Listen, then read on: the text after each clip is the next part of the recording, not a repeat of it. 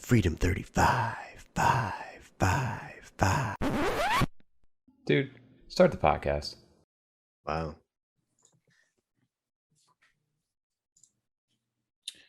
We recording, Gordon? I think so. Gordon. I think we are. How's it going? It's going good, guys. So welcome back to Freedom 35ers, CNFT podcast, episode 3. Now, technically 4 if you've been here since the OG days. My name's Tommy. I go by TOMMY. I'm TJ. I go by Lazy T. And I'm the other Tom. I go by Lavish Bear. Today, the Lavish Bearathon. And together, we all make up Freedom 35ers. Again, we're a group of friends who've known each other for 15, 20 plus years. This podcast was born out of a group chat that started 4 years ago when we were first getting into our crypto journey. And it's kind of got resurrected again this year, and it has been inspired and sparked by the NFT movement that's going on currently. So guys, coming back from last week, we had a Halloween episode that went really well and had a lot of drops that happened last week. Yeah, busy weekend. There's a lot of stuff going on. A lot of good stuff. A lot of good drops too. A lot of good drops, a lot of content that's going out there, a lot going on in the market, and we got a lot to talk about today, including, the saturations, burnout, marketplace drama, and then, of course, our drops that we did end up able to mint last week, and some Halloween ones. Tom, what'd you end up getting last week? Well, I mean, I'm not lucky enough to be a clay holder yet. I'm still working on that. So I like the yet. I like the yet. Yeah. So I did get in on the Yummi. I was lucky enough with their drop to get 2 Spoopies with Nami wallet. So let me see. I'll share my screen with you guys. And we got a. So here's my main guy. Ended up lucking out with a rank 69 too, which is fun. Nice. And also just a good rank, So I'm happy about that.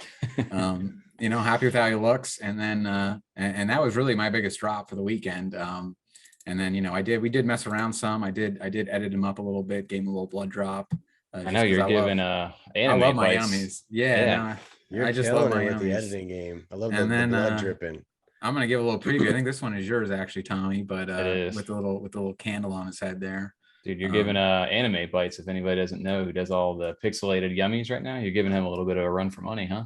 Yeah, and I like it because his is totally different style though too. But he has some good animations, but it's equally as fun. I like his a lot too. But yeah, no, I was really proud. I'm happy. That's the best rank I've got so far is a 69. So I'm gonna hold that and see how it grows with the Yummi community. I'm real happy with that.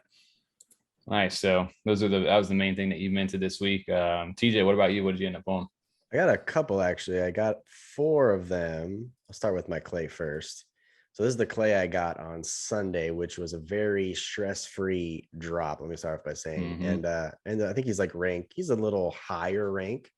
I still loved all the clays though. I think it looks awesome. I don't think the ranks mattered in that drop, right? I don't. Sick. It doesn't matter. No, it's cool. I think they all look cool. I really do. I got 2 apes, which was a cool drop, like that one, like the apes. Yeah, and then the I got space apes from Lovelace. Yep. I did get a Spoopy, but I did sell it. Honestly, I tried to get a second one, but it didn't work out. Hey, you made out well on that. Honestly, this was one of my favorite drops, the Wraith one, because I love coffee, right? So this is a little green guy with a little coffee mug, and this is one of my favorite ones. Honestly, I didn't see that one, TJ. I didn't think I saw your space apes. I mean, I definitely saw the clay that you pulled, but I didn't see the Wraith that you actually got. I like that one a lot. Yeah, this is one of my favorite. I mean, this is really cool. I don't know if I've seen the coffee cup even. I'm right there with you. Yeah, no, I'm a big coffee fan, so I like that guy. So I'm pretty pumped with my drops. I'm not gonna lie. Oh, I did get a camel too earlier in the week, but I sold that one too. Well, nice, dude. Yeah, so I know there was a lot of things going on, and including myself, I ended up pulling. I think I got a lot. I ended up doing a lot of different things that were going on this week, and I'll go ahead and share some of these with you guys as well. You increased your wall by like 15 this weekend, didn't you? Probably 15, something 20? Like that. Yeah, at least. For anybody watching us right now, I got again on the Spoopy drop. I ended up minting 3 of them. My favorite one that I was minting is the one with the candle on its head. I think he's ranked in like 1,200, somewhere around that. But I don't know, one of my favorites. Tell people you got 3 of them because they might come after you on that one. Yeah. Well, that's a touchy subject right now. That's a touchy subject right now in the CNFT world. We'll get back to him. I also this past week Oh, before yeah. all the Halloween that's stuff, really I did cool. incubate my dirt bird, and my dirt bird is now hatched an egg. And next Thursday, I will get the 11th. I will be able to get my little derpling. We'll see what ends up happening with them. Well, I know you want to talk about it more later, Tommy, but because remind me, because yours is an epic.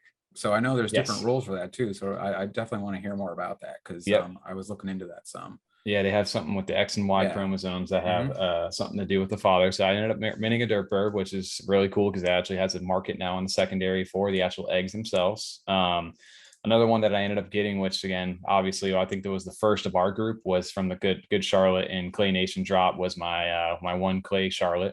Then ended up dropping was a red with the black eyes and mummy and bald head with tattoos. So I think we ended up lucking out around like somewhere around like 1100, like 1100 at least on CNFT tool. So not too bad on that. I'm really happy now. I got a blue clay and a red clay, so that's nice. And then dialing back to our original, I did pull some of the space 8 Halloweens from Lovelace, which we'll get into a little bit later.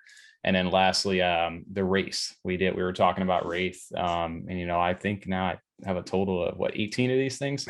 So I'm pushing for that top 20 wallet thing, but these things are all awesome, man. I love TJU. I don't have a coffee cup. I do have a couple Barber Bones dogs though next to my guy. So apparently those are pretty rare. Those are cool though. I like them a lot. Yeah, 0010. I like a lot. That back. That's the that was the early one. Yeah, you got the drops, giveaway, right? Or the giveaways. Yeah, I like those a lot. But the Halloween ones are cool too. That little mask guy, 0132 is awesome also. Yep, that's the Reaper. So speaking of him and all the different race that are out there, WraithCNFT continues to be a good supporter of ours. And let's talk about that real quick. We were jumping in there. We kind of took the weekend after Friday night just to kind of settle down a little bit and enjoy the weekend and with some family, and just it's a busy weekend, right? I had a work event and we had Halloween on Sunday. I come to find out on Sunday, I go into Wraith's Discord and see that he had done a whole giveaway already on Friday the 29th, dedicated around our content. I think the subscribers had to go ahead and watch our video or screenshot our video and subscribe, and they were entered into a giveaway for one of his race. Did you guys, what was your reaction to seeing something like that? Blown away. I mean, yeah, I think we were just casually looking and we're just like, how do we miss it? I was like, how do we miss it? Like, yeah, I feel bad, it's just like it was a busy weekend, but yeah, I mean, just seeing that was like, we were like, did you guys see this? He literally made a whole giveaway for our channel. I thought it was pretty awesome because it was kind of cool how he kept it in the Discord too, like kept it within his own community on Discord. It wasn't just some big like retweet follow thing on Twitter or something like that for a giveaway. It was just meant to be like, hey, you guys are already supporting me and in my Discord and active. Check these guys out. I'm a fan. You guys might like them too. It was really cool to see that. I mean, just within that closed community. And he never reached out to us and did anything. We didn't even get tagged, I don't think, on it. So it was kind of just like he was supporting us because he's like, I generally enjoy these guys' content in the space, which again, to us, it's still amazing to even think about that somebody appreciates us. Yeah. In that aspect, but the fact that he did that, we didn't even know about it, and then jump back in afterwards is super cool. And just him in general, I know, he's been such the nicest guy so far. Every conversation that I've had with him back and forth via DM. So maybe one day on this podcast we'll get the chance to go ahead and talk to him. But again, super appreciative to Wraith, and I know they're closing in on 1,000 mints right now. When that 1,000 mints go up, I think he's doing like a Wraith drop for the top 20 holders, and then from there he's going to move forward. I think he laid out some plans for the actual project itself and what the utility will be for holding a certain race. So big shout out to him again, and thank you for the support, man. We can't appreciate it so much. Thank you so much. So dialing back, I'm going to get off the screen sharing, but talking about drops from this week, big controversy going on. The two big, arguably some of the biggest, projects that are in this space right now, YummiUniverse and ClayNation. What are your guys' thoughts on the different drop styles? Because there was definitely drama surrounding that this week. How did your guys' experience? Because I know TJ and me and Tom, we all participated in all the Yummi.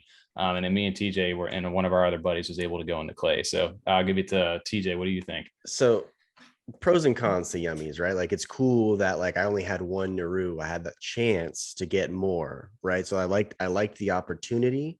It's just the fact that it made it more difficult because they didn't give the exact time, and the situation where someone got a ton of Yummies and some people didn't get any, right? That had multiple Narus. So I could see both sides of it. right? So if they did the 1-to-1, you know, you Mhm. definitely would have got one like coming with the Clays did, that which I thought was nice because it was stress-free. Yeah. Like I said, I did like the chance to get more. I did like that. Now, if I wouldn't have gotten one, I would have been a lot more upset, of course. But I don't know. It's just, it's different styles. Like you, like I said, we were talking about last week, you just learn from the community what they like and what they want. So, I mean, we'll see what they do with the next drop, if they do something like that again, or if they'll do the 1-to-1. I mean, it is what it is. It happened. I would think they're gonna kind of change things up some. I'm with you, TJ, because like it was cool being able to get 2 of them, and I was happy I did. But it's easy to be happy because we got some, and if I didn't get any, I can imagine that's disappointing. Especially, I mean, if you're just looking to, if you're just in this for flipping and you know, just quick zips and flips, you'd be upset because they were only 5 ADA and they did sell for quite a bit more. But just if you're actually invested in Yummi, you know, and you're a holder and you want to be a part of the community, you want to be involved in the next drop. And with, I mean, we've talked about it multiple times now with how Yoroi works, not Nami having Daedalus. So it was on Friday during the workday. It was at like 10:20 a.m. for us. I think it was like 10:22. Yeah, 10:22. That's what I was gonna say. That sounds exactly right. And mine didn't go through till 10:36, and I promise you, I was there right when it dropped. Yoroi. I mean, I got the one, and you don't have a choice. If you're at work during that time, you're not on your home computer on Daedalus. You know, it's not like you're on your work PC with your name on there. Your Daedalus synced up, so that's your only shot. And if you got locked out because of that, or if you were in your 10 a.m. Friday meeting for, you know, 10 to 11 and you didn't get to get the Yummi, I can see how that's disappointing. So I was okay because I got my, you know, I got my rank 69. I was happy with that. I like Yummies and I got my Yummi. But then seeing the community, it's definitely, I just feel bad, you know, it sucks for some people that didn't get theirs. It definitely got to suck. I can attribute on my end for the Yummies. I get what they were kind of going for, right? Like they were going for that fun, like flash, like sale kind of thing, which is very common. I'm starting to see on Ethereum, on OpenSea. Hey, we're not going, in order to not overload the network, we're not going to announce the exact time so we can avoid some bots and things like that. So they went ahead to drop their thing. It was a 5 ADA drop, right? It wasn't much cost to anybody. And thinking about it, you get back like 1 point something ADA. So realistically, you were spending 3 point something ADA to get a Spoopy. So, and then it's right off the bat, if you were there jumping and you managed to get your thing online, some people sold for like 500, like 300, like right off the jump. Like that is it's 100x on that in a second. So you have nothing to complain about, I think, when it comes to that kind of drop. But I also feel for the people who, like you said, who are invested in that project, that are just there for the art, that actually like the collection, just wanted to be a part of it. Right. And then they got FOMO'd in to try and maybe buying right in the, you know, when it was popular at that time, because they felt like they were going to miss out, and bought for a really high price just to see the floor now sitting somewhere in the 30s. You know, so that, I mean, that goes back to, you know, also being patient in the marketplace too. That's a whole other conversation.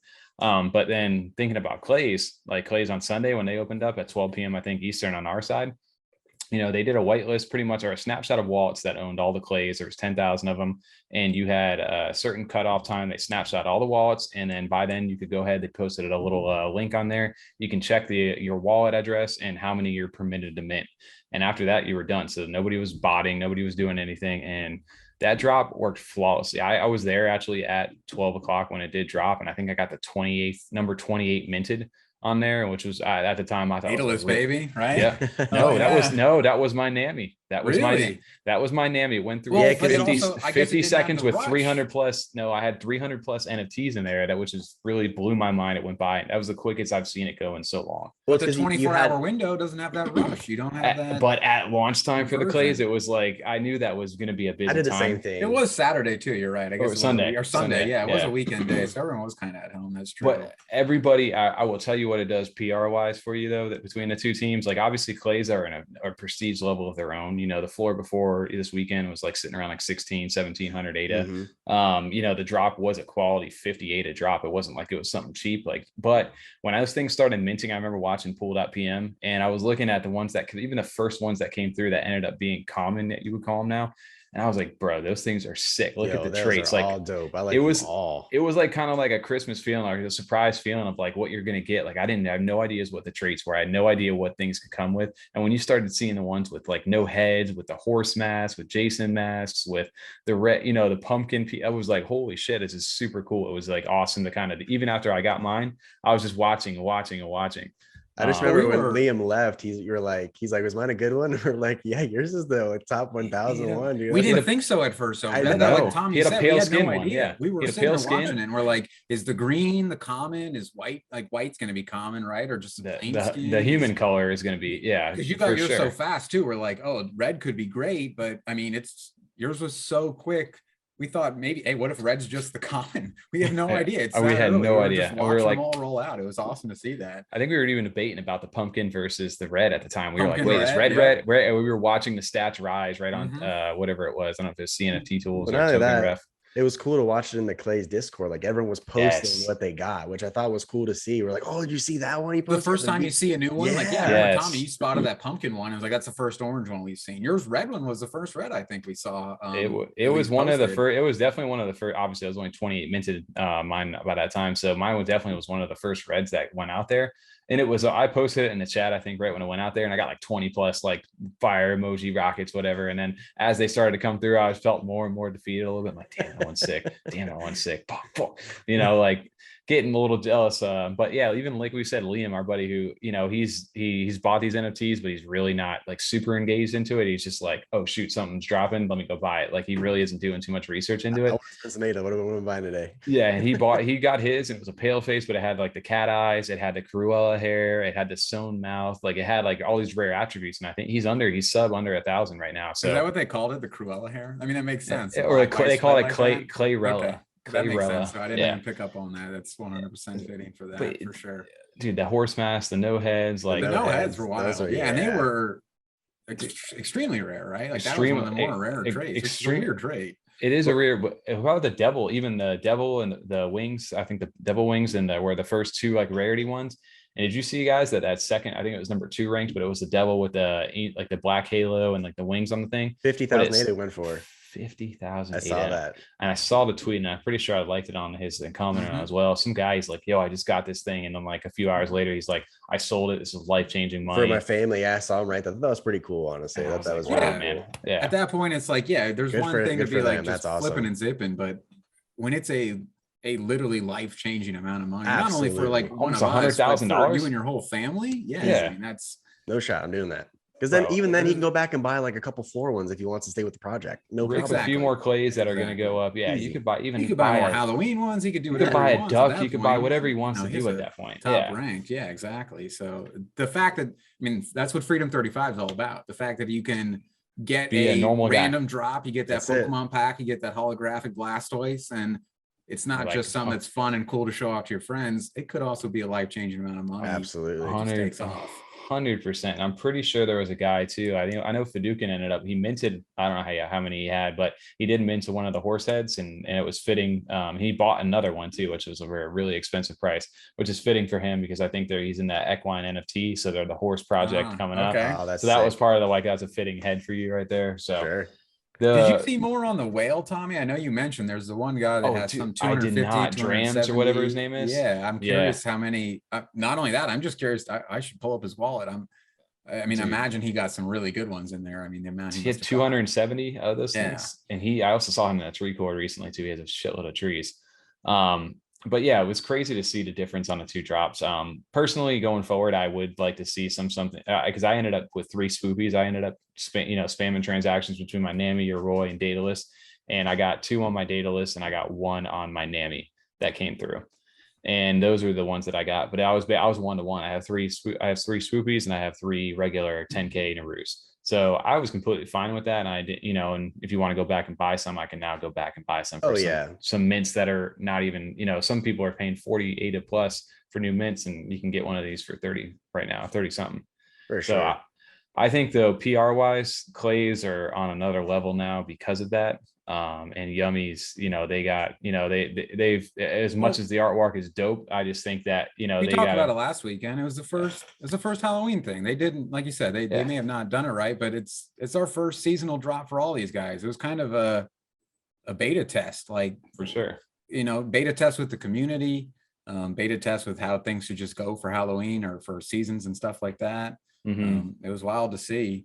I didn't realize you had 3 10Ks too, Tommy. But I'm just assuming, but with the Yummi team, even there's 10,000 original Narus, but there's not 10,000 wallet holders. So I assume they probably thought that most holders would still get theirs just because they're doing a 10,000 drop at a random time for only about 3,500 wallets. So, you know, there's only 3,500 wallets that actually hold Narus. They thought people would still be able to get at least one, I'm assuming. Right. Yeah.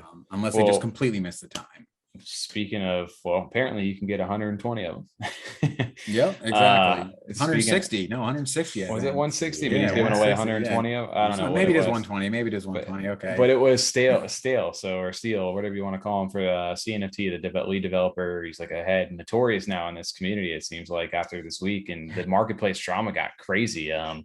After he announced that he was, you know, able to have his own Cardano node, and he wanted to do a tutorial for people on how to do it. He would do a giveaway of those Narus, and he got into a little bit of a back and forth with I think David from Yummi, and it went public. So you guys see that a little bit? I did. I mean, one of you guys reposted, I think, right? Or I sent it in Tommy, the I think group you chat, sent it when it originally happened. Yeah, exactly. Yeah. So yeah, I did see that. And I wish I had the original conversation, because I know that some of them got deleted, the original stuff that they said, and it was just it got pretty intense, honestly. Just all over the Twitter feed. It was just airing out over big. You know, it's all about PR these days, right? It shows you how early we are too, though, because again, this guy felt very passionate about his project. He felt wronged by, you know, Stale. He has the literal, that elemental fire Naru he bought for like 60,000 ADA. So he is very invested into their project, and he liked their project a lot. And for, you know, the owner of Yummi to kind of come at him and basically like, hey, you're embarrassing us and, you know, making a mockery of our drop. Why would you do that? Why didn't you just, you know, drop that knowledge to us beforehand? So that didn't get exploited like that. And they had a little exchange. And I think Stale was just pretty much like, hey, dude, we could DM me about this. Like, we could have figured this out. And he was like, yeah, I'll leave it alone. But it kind of I get it, that like you're passionate about something and you want to just talk about it right then and there. You let your emotions kind of take over in that sense, and you just want to just start talking about it. You're not really thinking, I won't say clearly, but you're just not thinking straight in a sense, because you're just so upset of what's going on and what happened. Taking it personal, because you are the creator. It's your stuff. Saying. Like, somebody's talking you're about passionate about it, right? Yeah. Well, and also, I mean, it seems like I don't think anyone came from a you know, a malicious standpoint. Like when Yummi did their drop, they weren't trying to exclude people. They thought, like you said, Tommy, it's kind of a novelty thing. We're not going to tell you the time that it's dropping. It's going to be fun. You got to be engaged and paying attention. It's only for people that are actually here. It's not just for anyone to get in on. And I think they actually thought everyone was going to at least get one Spoopy. And then with network congestion and stuff, and then Stale too. I think that, you know, he was trying to make a point about the Cardano marketplace in general, about how it can be manipulated, and that there's things we need to do to kind of fix and make the drops fairer. And that was really the point he was trying to make. And he even acknowledged, I think, somewhat that like, hey, maybe I probably could have gone about bringing this up in a better way that didn't affect a community or kind of, you know, hurt David's feelings and the Yummi community's feelings too. And also screwing some Yummi holders over by scooping up more than he needed or wanted. You know, not that it was unfair how he did it. He was doing it within the limits of Cardano and the wallets that we have, but there are people now that did not get their Yummies and Spoopies because he got 120 of them. So I think we even talked about in last week's podcast that we were saying that, you know, Fridays they're given a random time, but I'm pretty sure everyone's going to get at least one. Like, we weren't expecting what happened. Like, we were, I thought I was for sure getting 2 at least. I thought I could spam like, yo, Daedalus, like go. And I was like, I'm going to get 10 of these things, no problem. And then there's boom, like done. For 45 minutes, I was worried about getting 1. I was like, oh my God, I don't think I'm getting this one at all. I don't think I'm getting Mempool full. Yeah, I was going to say, I was just like, Nami. That's the first I've seen people retweeting on Twitter and especially in the Yummi Discord posting pictures of just 10, 15 Daedalus transactions, all of them failed. I've never seen that. Dang. Yeah. And I mean, that's Actually, part of what that. Stale was able to do was the system he's found out where it can automatically retry a failed transaction. Yeah. So he's able to keep sending, and those past ones that failed are able to resend. It's something along those lines. I'm sure he's going to give us more information, but where Nami or Yoroi, if it fails, it just fails and you got to send a new one. And you got to redo your transaction, redo all that stuff. It's a lot, man. And it's and now you're late. And then yeah, and it also sparked like a little bit of division within the community too when they started picking sides, like, hey, screw CNFT. I saw a lot of people saying screw CNFT's marketplace, we need a new one, everybody boycott, move over here. You saw some big creators including Deadpxlz take a stance on it with, you know, they just dropped their new marketplace and they kind of made a little mockery post. Somebody in that community did that. I don't know if it wasn't exactly Deadpxlz themselves, but it was somebody within that community that did that. So yeah, you know, lines are being drawn in the sand there. And I mean, it's a big growth moment. You'd like to see, you know, hey, not everyone handled this correctly, but let's move together as a community and learn from this. We can all learn. I think even David and Stale, I think, kind of ended on that. Like, we can learn from this. But the problem is it's on Twitter and it's public because they did air it like that, and now everyone's running with it. So they may have put it behind them, everyone else hasn't. Yeah, you know how the internet is too. Once somebody runs with one opinion, it just goes in like a whole other direction. People take it crazy, and then again, you're on one side or the other. It doesn't matter what people are saying. It's just like boom, boom, boom, boom. Not only like, that though, you. too. It's over like keyboard and text, and essentially, so you can't really hear the tone that they're coming from. So it could be like coming from a place of like being like calm and talking, but you're reading it on the screen, and you're just like, oh wow, you said that kind of this way. I'm taking it this way. Yeah, he's being a dick and a smart ass, right? And it's like that's not at all how. That's not what I was saying. That Well, it's true for right now. Like we were talking about this, how the oversaturation of the market's starting to happen, the congestion on the blockchain's happening. Like there is a bigger audience that's getting there. And obviously we're beyond what the capabilities of the current, you know, Cardano system on their blockchain is able to do for NFTs. And I know they're scaling that with Hydra coming up soon. So the day that happens, obviously we'll be able to bring more of a bigger user base into this community. But you're also going to find out that people are, you know, really dying for this. You know, they keep saying smart contracts. We need to get a true smart contract marketplace. You're going to need that, but you're also going to need everybody to kind of band together, because right now we are that small community. And the oversaturation is starting to really show itself right now. Apparently, it seems like there's the like 20 new projects a day coming out. And it's either they're doing really well if it's a good project, or they're completely nobody's selling anymore. Yeah, it's one or the other. It's either they, you know, we just had the Lions drop was on Friday. They had delayed it, and you know they ended up doing great. What was it, 5,500? They sold it all out. But then, I mean, just this weekend alone, if you use something like what is it, CNFT calendar, there's 12 to 15 to 20 drops a day, and you start scrolling through them all, and I haven't even heard of 18 out of these 20. And then you look at them sell, you know, they sell 15-20% of the 10K mint or whatever it is, and then immediately they're below mint price or floor 8 ADA. Lions are actually doing really well still. The floor, last I checked, there were, I think, 110 or something even today. They've been doing great. Yeah, they've been doing very well. I'm pretty upset. I mean, because I talked about them 2 weeks ago. I really wanted to get one Friday, and I was like, oh, I don't have enough ADA right now.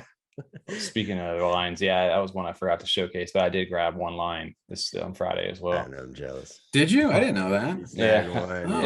I snagged a line, but I also snagged, Tom, which we didn't talk about either, was I was in the Ardals, the early whitelist for Vudu Brigada, and I've been in 4 of those things.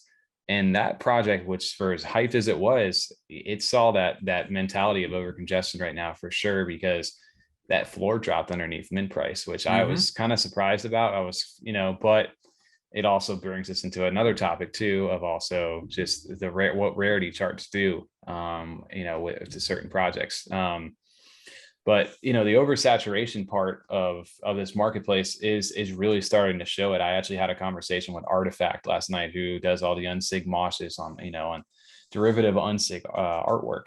And he was kind of saying, he's like, look, man, the oversaturation right now is really killing the market. And we kind of had a little back and forth on some things, because in the beginning, his stuff was selling like crazy. And right now, with so many projects and things going out, it's just, you know, it's really starting to show like people are really having to choose where to spend their ADA right now. Yep. You know, it's getting tough to pick a project. And even if there are multiple good projects in a day, it's like, well, I only got this amount of ADA right now. I'm going to have to choose which ones I'm going to, you know, want to really get into. That's kind of like how it was for me Friday. Like I had 55. I had enough, let's say, for Lions. I did, but I didn't have enough for Lions and Clay on Sunday that I was for sure guaranteed going to get. Right. And of course I went with the Clay because I have a Clay, and I like the project so far. Lion was new. Right. I still do like them, but I just stuck with the Clays. Clays are an exclusive club. You could not. I know. You're not going to not. Exactly. Of course, absolutely not. It's so. And then we were talking about last night too. You said the oversaturation of projects. We were looking at when just last night, and we were just scrolling through like how many are dropping this week that dropped last week. That some that we didn't even see until last night. I didn't even know that dropped last week. I didn't know this was dropping. It was just there's just so many coming. I can't remember them all too. Like the ones No. coming up in the future, I start looking through it and I was like, oh, that's right, that's coming up in 2 days. And then, like you said, Tommy, I mean, the new people that have been getting in since we're so early, you got people getting in the past 2 weeks. Their friends are telling them about it, teaching them how to do it, telling them the project they got in, and maybe they sold for 2-3x or something like that. These guys get in and then they get a project that immediately goes to 8. Then they're just sitting on it. They don't have any ADA in their wallet to spend. They can't sell this project they no longer want to be a part of, and then they can't buy anything. And they are technically a part of the community, but there's just no buying power or anything they can do. They're just kind of stalled. Yeah, you're really having to start to do research because everybody and anybody's starting to mint shit right now. And some of the project you could get away with that in the beginning, especially like me being in early August. I was when CNFT's calendar thing dropped, I tried jumping almost every single one of those as long as it looked like it had some decent following to it. I was automatically in there. And nowadays, I remember when you were explaining to us, that's what you told us to look for. Like when these, like go to this website, look at all these drops happening. And then that's when Tom and I even first when you were teaching us everything about this. That's one of the first websites you told us to look into. Yeah. And now it's just, oh my gosh, so many projects coming out. There's so many profile pics projects, which is the big thing right now. And half of them, are not even going to see the light of day. They're going to mint. People are going to do their thing, grab some, maybe not grab some. And then the rest of that project, you're just going to be left either holding it or trying to sell it away from 8 ADA. Or we see some projects that our buddy sent that we missed. Night. Which one? That we missed. Zombie chains. We missed that. Oh that was God, man, that was when we should have. That one I do regret. That's a TJ job. That's a TJ job. I should have got all over that one. I don't understand why we didn't jump. I did see that it was by a Cardano man and like some artist like that did it. And we were actually talking about it last week, I think too. And then also how we were like, damn, those are kind of like, I don't know if there's a rarity or not, but all of them look sick. Yeah, those all of them look great. Yeah. Like I had no complaints. Pros and cons of rarity charts too, though, because like we were talking just last night about this stuff. Like, it's cool to see like where yours ranks, but at the end of the day, it's really what you like. Like, I like this picture for what it is. I don't care it's ranked 10,000 or 10,000. I just really like this picture or this art. I see that in the clays a lot. Oh, where yeah. People, it doesn't matter what the rarity is. The rarity doesn't necessarily drive their buying. They buy ones that they're connected to, or they like the look of, exactly. Or has maybe traits that they're just like, maybe there's a pirate trait and they're a pirate kind of guy or something like that. I think those things, like Clay does a great utility with those kind of things too. Like take the frogs, for example, the little frogs that are on, some of the clays, not all of them have that. And it's not really a super desirable trait. It's a cool trait, but they actually airdropped, I think, frogs to people who had like frog holders. Sick. And all of a sudden that shot the value of frogs up for a second. And people were like rushing to grab those. And those things even sell in the secondary market for like 150 to like 300 ADA, something like that. So the rarity charts can definitely play a big part now. I think everybody's kind of getting sick of just like projects sometimes dictating what's rare and what's not when you don't let your community decide. And I think that is a big thing that's happened that, Tom, we were talking about on Vudu, the Vudu traits, none of them really stand out as like super like, wow, that person has this, like that's like a super rare thing. It's more like that looks dope. That looks dope. I had one that was like a black leathered one that's ranked like 9,000 out of 10,000. And I was like, damn, really? Like that one looks sick. So I think if they wouldn't have done a rarity chart and let the community decide, I think their sales also would have been a lot better too, because the community starts to engage and develop that secondary market. Well, the pictures of those are so high quality. Like if you zoomed in on those and seen like the textures and stuff like that, it's out of control how good they look. And I was the same way. It was almost like for the clay drop, where when we first started getting them before the rarity chart came out, we were kind of trying to predict, like the black skin, the black inflatable skin looked great. Our buddy got one that we thought was going to have much rarer skin type, and it was actually more common than anyone's. It's like the orange, like pineapple lookish one. And then instead of them having a market because people actually want the art because they think it's cool, they just look at that number. They don't even necessarily, like, you know, they just go through shopping without even looking at the actual NFT itself. They're just looking for the number because they just want to flip the highest rank to the cheapest option. I found myself doing that with Yummies too. When Yummies first came out, when I was trying to buy my other two, I minted one Yummy on the 10K Narus.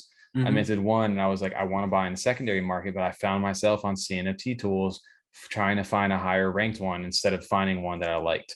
And that does influence your purchase a little bit. Yes, it's a higher rank, but at the end of the day, if I have a guy that has like like some flowers and like a tin can thing on his head, yes, it's rare, but I like the dude who has like nothing on and has like just like you know, a little halo or something else different that looks a little bit doper. Well, it was like my Spoopy Naru. Like, it wasn't ranked very high at all. It was just a simple looking picture that I listed for a little bit higher, and probably technically rarity wise should have been a floor price, but I got more for it because someone actually liked the way it looked for its look, not because of the rarity.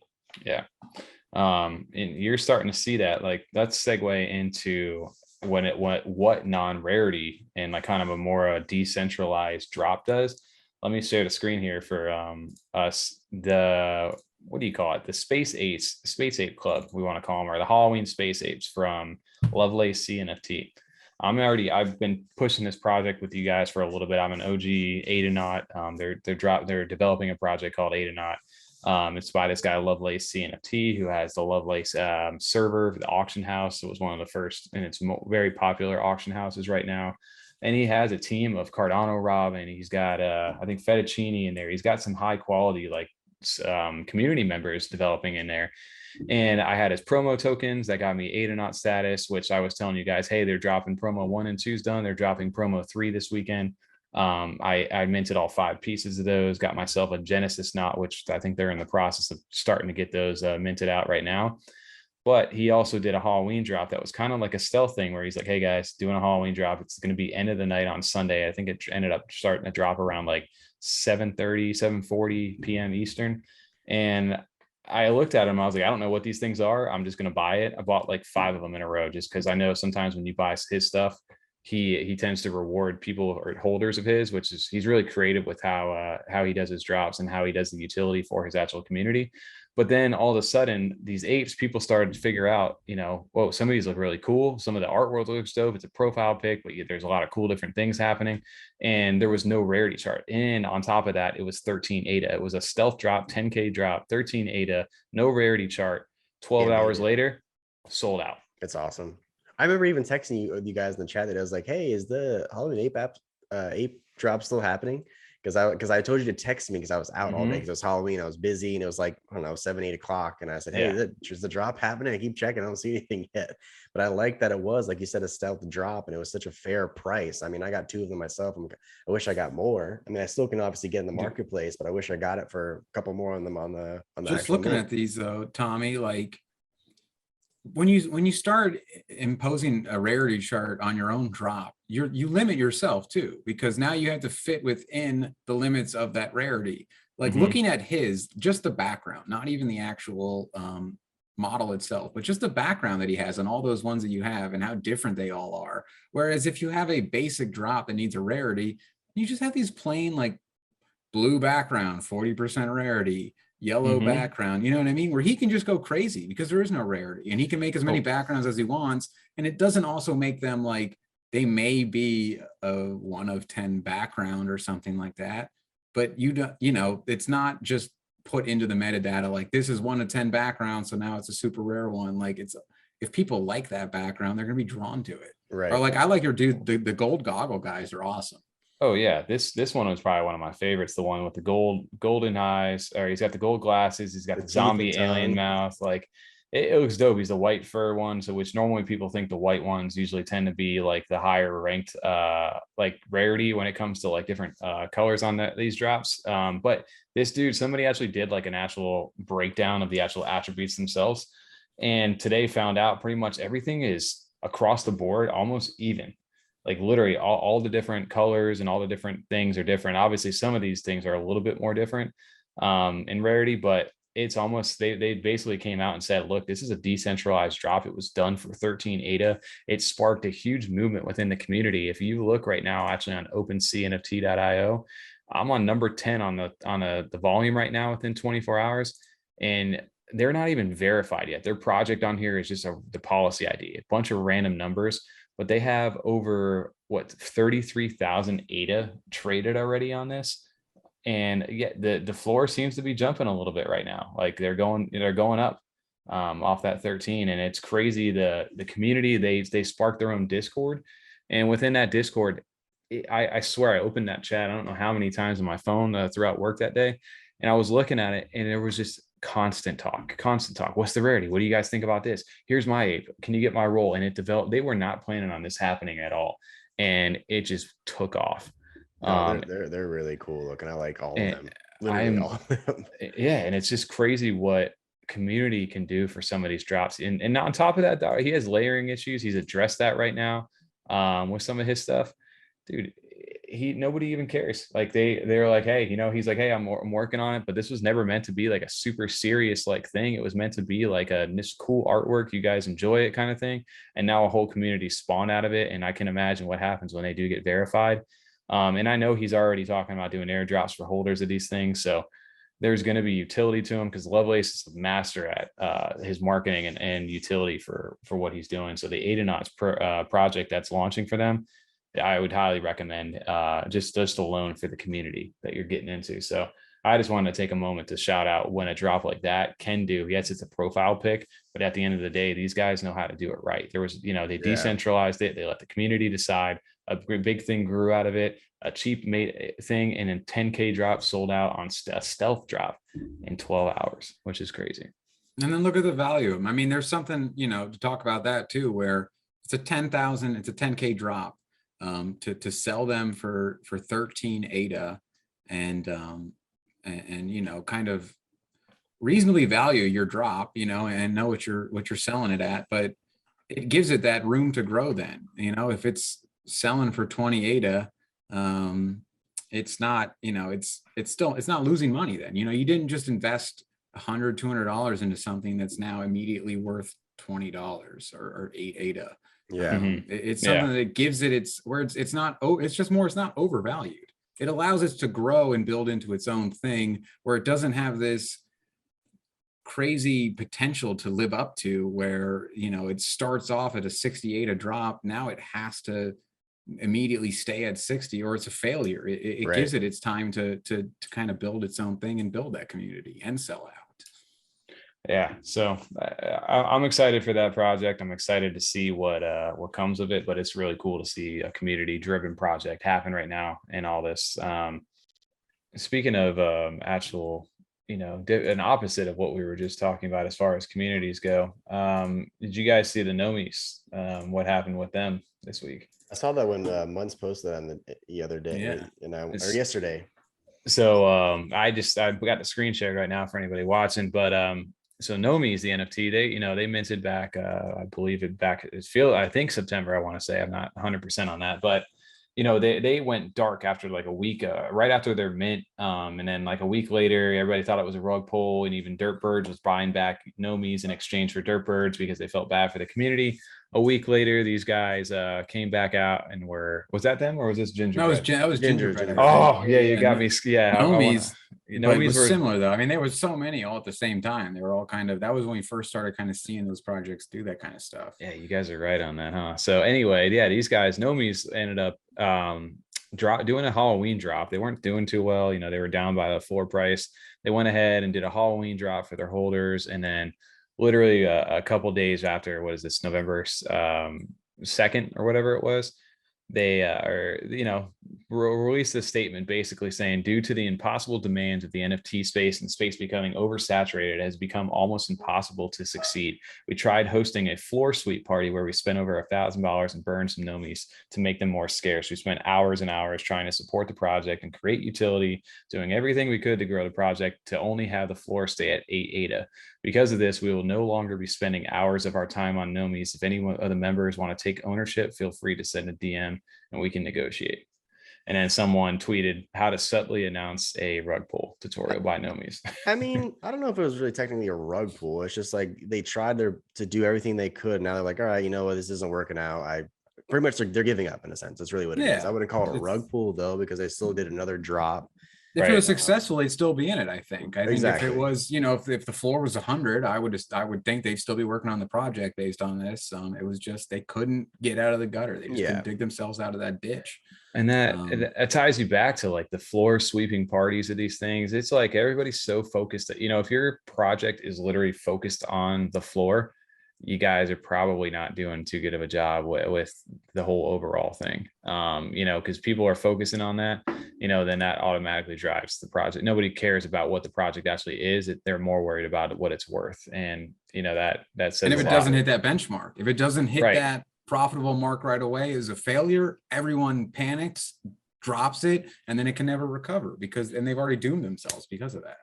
Oh, and dude, I mean, there's no patience right now in this space. It is like Eltana, we made a video a couple of weeks ago on that, just basically he mocked it, but it was so true, is that, you know, if these people are expecting a 10x on mint day, you know, and like automatically, and if the project doesn't do that, or they don't hit that rare, everybody's so quick to delist below the list, or list below the low mint price, and then drives the price all the way into the ground, and they never recover. And these projects get buried before even starting. And you see people, they're not even patient enough to wait for the mint.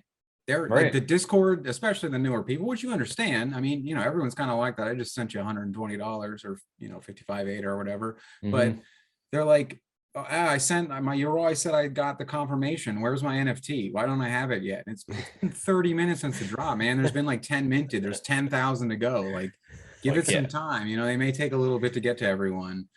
People are like, where's my refund? I want my refund. And it's like, there's only 20 minted. Like, what's going on right now? Expectations or impatience right now is at an all-time high for these projects. So it is tough if you're, especially in the oversaturated market now, that if your project doesn't do well, there's a lot of pressure. And if it doesn't, then, you know, you're ultimately doomed, it feels like. And then these floor sweeping events, you know, nothing's ever good when it comes to that. It's basically these people trading in money, spending more money into a project just to watch it burn right back down. So it's, you know, they're getting their last bit of stuff out there, and then it does eventually what it's supposed to do. And it was funny because Grumpy Bunny, which I love Grumpy Bunny. Dude, Grumpy Bunny comes through and they're like, yo, if we ever announce we're doing a floor sweep party, please do us a favor and blow our brains out. Funny. And everybody was just, you know, like, that's true, man. Like nobody wants to do a floor sweeping party like that. I don't know. You're buying back in on like false hope of like this thing growing and doing stuff. And Tom, you made a good comment about it. About has a project ever really come back from that? You know, maybe on like Ethereum or something that I wouldn't be familiar with, but from what we've seen, it seems like if once they get kind of below that, it's hard to claw your way. And it even goes back to what I was saying about kind of appropriately evaluating your drop in the first place. Like let's say Gnomies had done a 15 ADA drop, or like a 13 like the Space Apes did, and gave themselves some times to grow, or even looking at the Spoopy one.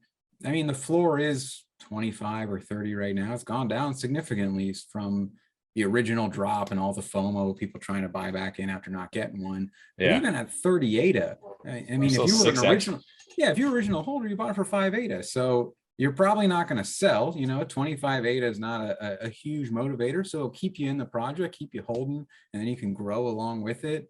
But it's also then not seen as like something that you lost money on or failed a project or anything like that. It still was successful, whereas Gnomies, you know, coming out at, I don't remember that one. I assume it was right around 45 to 55, though. It definitely wasn't below that. Yeah, 100% was. Yeah, and I did not buy into that one because there was something else minting that day. I don't know. Did anybody buy it? TJ, did you buy in that one? What's that? Gnomies? No, I was going to, but then I decided to hold off on it. Yeah. But I mean, they just kind of set themselves up for this almost unattainable benchmark where Well, it is, I mean, oversaturated right now, and then you're competing with all these people. I If you think they don't- dropped the same day as the Yummi Narus, honestly. Oh, okay. It was the either same that day. or Gingerbreads launched that day. No, something. I remember Gingerbread was a Saturday. I'm pretty sure it was the Yummi Yes. Naru and the Gnomies. It were the was Nami. same day. It And was. I went with the Yummies. Right. Good choice. Yeah. Right. But yeah, there is an unrealistic expectation to, I think, attributed to these NFTs just in general. When when Moon, when 10x, when am I racing these things? Like, when are we going to get some utility out of these projects? And I actually had a good, like we said yesterday, I had a little discourse back and forth with Artaphakt on that, of even just calling things projects. Like, why aren't they just art? Right. And to some of these people making these things, like, hey, I'm making art. Why does it need to become a project? Why do I have to continue to add value to this thing? Maybe I just wanted to sell it and this is what it is. And if you're not happy with it, then don't buy it. Well, it's like if you go to like an actual art show or art gallery, you're not going to ask, hey, what is this utility of this painting? Is it going to come with free t-shirt? Is it going to come with a free mug or a pen or something? Can I raise it? I saw a meme of somebody had posted, like, it was a picture of like a Picasso back in the day with his paintings, and everybody's like, when's utility? When's utility for this thing? Like, yeah, like when's the roadmap for these things? Yeah, you're not going to say that to like an artist. Especially for like Artaphakt, you know what I mean? Like something like that. I mean, it's not like I know Equine and stuff like that, the big buzzword is we're making a game or something along those lines, to show that we have value and stuff like that. But some of it is just like, this is art. And I've seen even some of the creators come out and say, like, we're releasing an art drop. Like, there is no expectation that this is meant to be profitable. You're meant to buy it if you actually like it. So if you get in and then lose money, understand that you did that yourself. You purchased art and for some reason thought it was going to be worth $10,000. That's not. Don't buy anything you're not comfortable holding on to. And then that transfer, it can be discouraging, I think, on that factor for the actual artists, not just people who are making these projects, you would call them, who do add utility.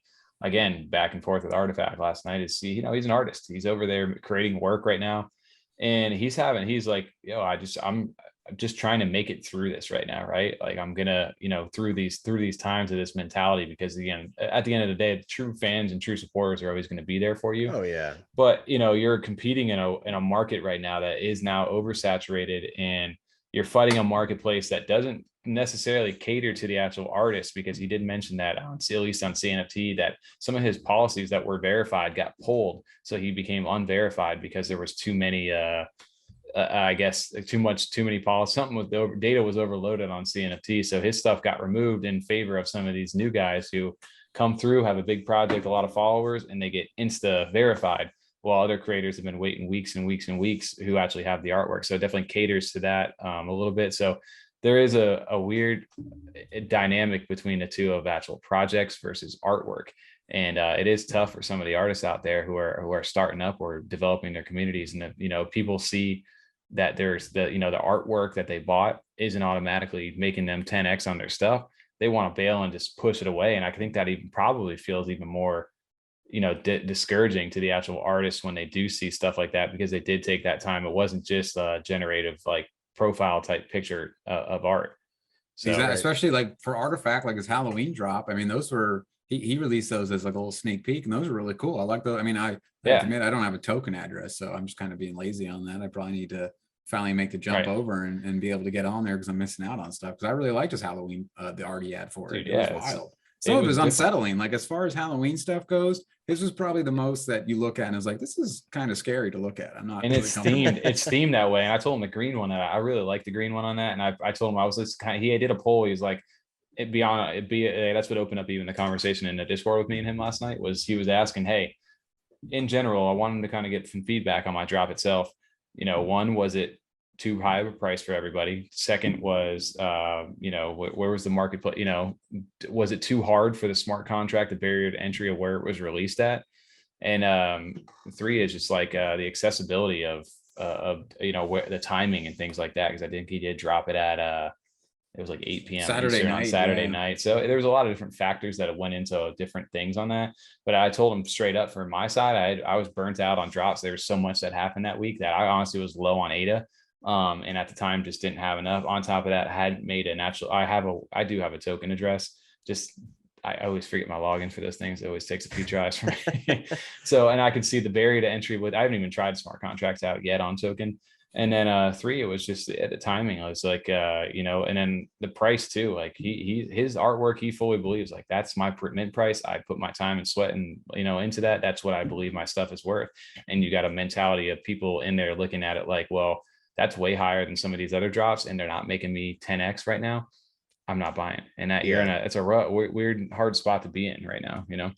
But I think it's too, like we were saying with the Gnomies, when you do those floor sweep things, you're kind of bringing in a community you don't want well, it's not a long-term community. It's not a positive community. Everyone that is going to be in that then is just looking for that quick flip. And then the people that had just purchased those ones that were flipped are also just looking to flip again for more than they bought it for. You're not getting people that are in there for the long haul, or that are even just interested in your art. They're just interested in their own money, and they're going to forget your name in a week after they've either made it, or it's going to sit in their wallet and they're just going to keep looking at it pissed and never take part in their drop again because they didn't make any money off of you, as opposed to people that actually like the art, like someone like Artaphakt or something like that, or aeoniumsky with their like crazy art. I mean, in a sense, they're almost devaluing the artwork itself, because they actually do play a part in that, where if, you know, they minted it for, say his drop is 100 ADA. I bought in 100 ADA drop, like multiple pieces from him back in the day that I still hold on to this day, because I think first of all, they're dope.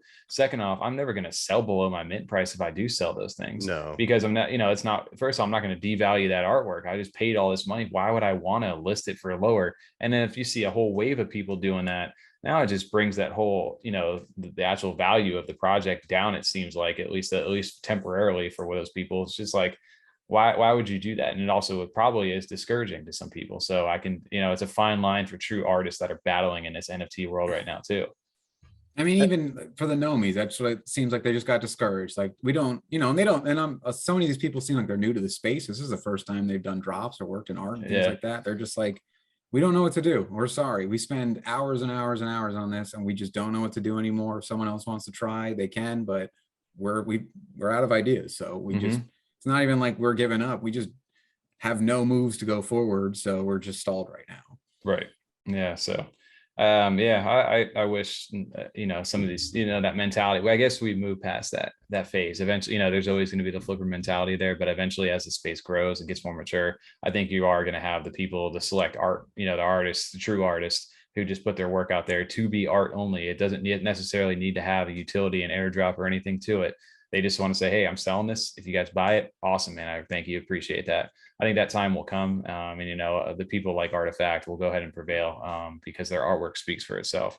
Well, I think the oversaturation will get better too, because like you're talking about, the true artists are going to stick around and continue to make art because that's what they like to do. And that's what they want to do. They don't want to just do it for the money themselves either. They just really like their art, and the true fans are going to buy that art all the time. I mean, the true ones are going to stick around. So this oversaturation is going to dwindle down as it goes on. Think about like an actual thing. Like my parents, like they're big like highwaymen, like down here in Florida. They bought this artwork that, you know, was really rare at the time, and they have it sitting on their wall. They've had it there for, I don't know, 15 years since I've been younger as a kid. And their goal, they bought it for, I don't know, it was probably over $1,000 or whatever it was.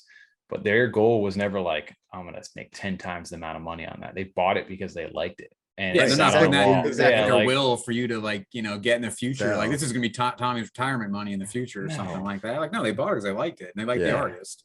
Yeah, and they felt that the art was valued. Like you said about your artifacts, like you wouldn't sell them below your mint, not because you're necessarily concerned about losing all your money, because you, when you purchased them, saw that they were valued at that and agreed with that and purchased them because of that. And wouldn't sell them below what you believe they're valued at. No.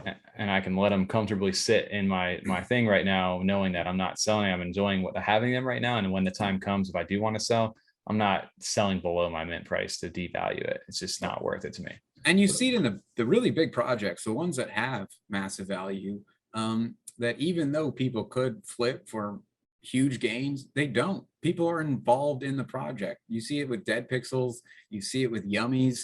I mean, Deadpxlz, I think, has the lowest amount actually posted or for sale on the marketplaces compared to the amount that are actually in circulation. Is crazy. And people can make tons of money on those right now, but they want to stay invested. They're not posting they're not selling them. They're not selling their clays. That's a perfect transition for what I wanted to talk about too, was Deadpxlz in general. That was a project that started off, it utilized the Nami wallet back in early September, and I was part of season 1 and season 2, and their drop style was unique. They you connected Nami wallets. The whole reason I even made a Nami wallet at the time, and you pretty much could pre-buy your transaction. You could buy like an insta buy, you signed off on it. So the whole line, you could see exactly what was being minted next, and it was like almost a game. It was a game of like, okay, we're getting close to a really rare one.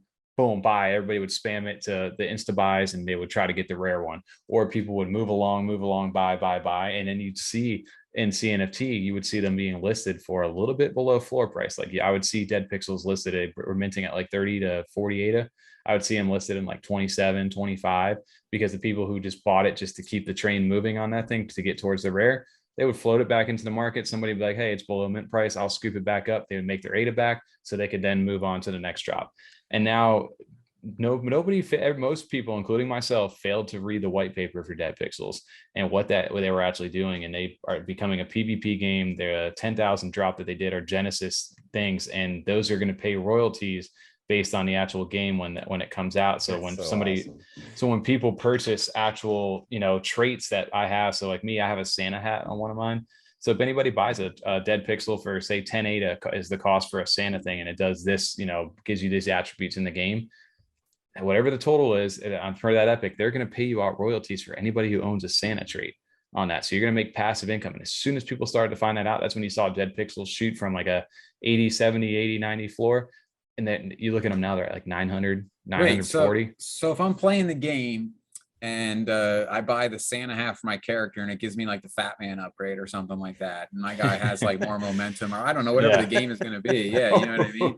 Yeah. I got more, maybe I have more carrying capacity because I get the Santa bag or something like that. But then that pays out to people that have the Santa hat trait. That's amazing. See, that's a good idea. I like that. And that's more than just saying, so many people have said we're going to make a game, but they're actually giving you a way that this is how our NFT is going to play a part of the game. And then also I was going to reward the holder for it. Not only play a part in the game and be involved in the game space, but if you hold it, it's also going to reward you for it. Yeah, and then that provides utility, provides value. There's a reason there. And once people found that out, they were like, oh shit. So they've been very progressive in what they do, and I wanted to share real quick on the screen as well.